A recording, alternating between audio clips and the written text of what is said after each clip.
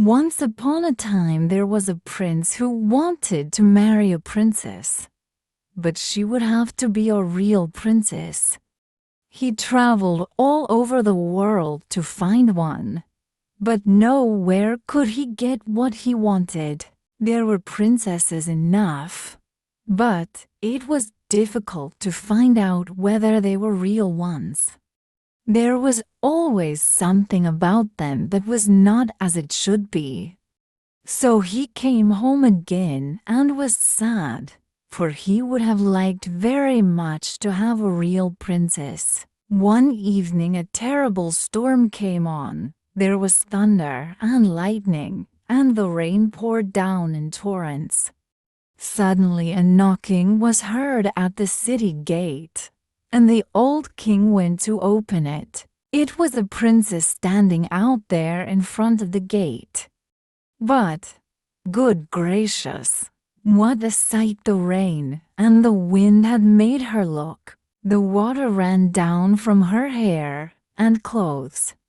It ran down into the toes of her shoes and out again at the heels. And yet she said that she was a real princess. Well, we'll soon find that out, thought the old queen. But she said nothing, went into the bedroom, took all the bedding off the bedstead, and laid a pea on the bottom. Then she took 20 mattresses and laid them on the pea, and then 20 eider-down beds on top of the mattresses. On this, the princess had to lie all night. In the morning she was asked how she had slept. "Oh, very badly," said she. "I have scarcely closed my eyes all night. Heaven only knows what was in the bed, but I was lying on something hard, so that I am black and blue all over my body. It's horrible." Now they knew that she was a real princess because she had felt the pea right through the 20 mattresses and the 20 eider-down beds. Nobody but a real princess could be as sensitive as that. So the prince took her for his wife, for now he knew that he had a real princess. And the pea was put in the museum, where it may still be seen if no one has stolen it. It was terribly cold and nearly dark on the last evening of the old year, and the snow was falling fast.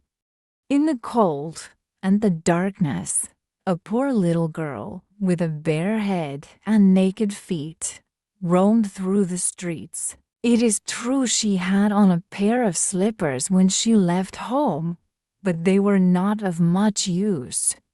They were very large, so large, indeed, that they had belonged to her mother, and the poor little creature had lost them in running across the street to avoid 2 carriages that were rolling along at a terrible rate. One of the slippers she could not find, and a boy seized upon the other and ran away with it, saying that he could use it as a cradle when he had children of his own. So the little girl went on with her little naked feet, which were quite red and blue with the cold. In an old apron she carried a number of matches and had a bundle of them in her hands. No one had bought anything of her the whole day, nor had anyone given her even a penny. Shivering with cold and hunger, she crept along. Poor little child, she looked the picture of misery. The snowflakes fell on her long, fair hair, which hung in curls on her shoulders, but she regarded them not. She had drawn her little feet under her, but she could not keep off the cold. And she dared not go home, for she had sold no matches and could not take home even a penny of money. Her little hands were almost frozen with the cold, Ah, perhaps a burning match might be some good. If she could draw it from the bundle and strike it against the wall, just to warm her fingers. She drew one out. Scratch! How it sputtered as it burnt! It gave a warm, bright light, like a little candle, as she held her hand over it.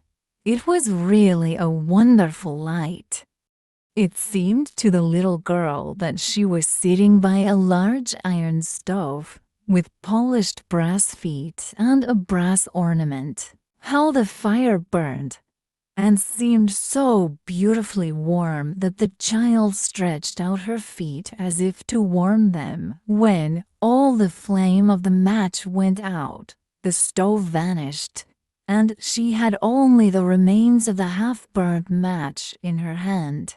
She rubbed another match on the wall. It burst into a flame, and where its light fell upon the wall, it became as transparent as a veil, and she could see into the room. The table was covered with a snowy white tablecloth, on which stood a splendid dinner service, and a steaming roast goose, stuffed with apples and dried plums. And what was still more wonderful, the goose jumped down from the dish and waddled across the floor, with a knife and fork in its breast, to the little girl. Then the match went out, and there remained nothing but the thick, damp, cold wall before her. She lighted another match, and then she found herself sitting under a beautiful Christmas tree. It was larger and more beautifully decorated than the one which she had seen through the glass door at the rich merchant's. Thousands of tapers were burning upon the green branches, and colored pictures, like those she had seen in the show windows, looked down upon it all. The little one stretched out her hand towards them, and the match went out. The Christmas lights rose higher and higher, till they looked to her like the stars in the sky. Then she saw a star fall, leaving behind it a bright streak of fire. "Someone is dying," thought the little girl, for her old grandmother, the only one who had ever loved her, and who was now dead, had told her that when a star falls, a soul was going up to God. She again rubbed a match on the wall, and the light shone around her. In the brightness stood her old grandmother, clear and shining, yet mild and loving in her appearance. "Grandmother," cried the little one, "oh, take me with you. I know you will go away when the match burns out.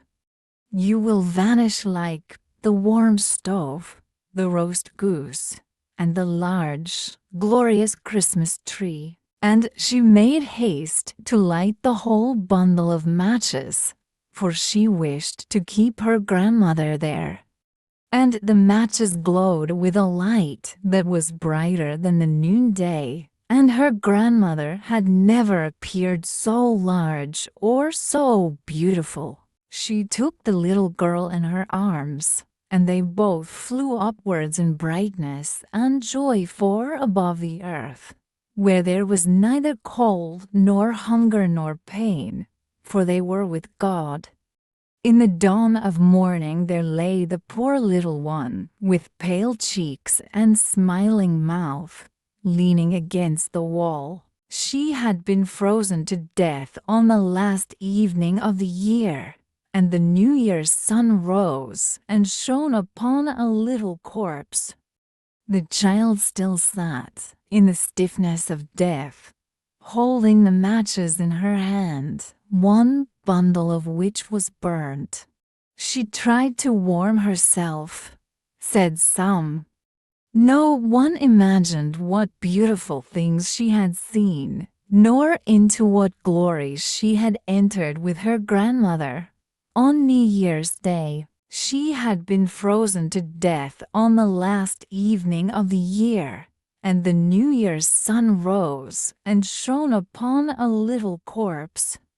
The child still sat in the stiffness of death, holding the matches in her hand, one bundle of which was burnt. She tried to warm herself, said some.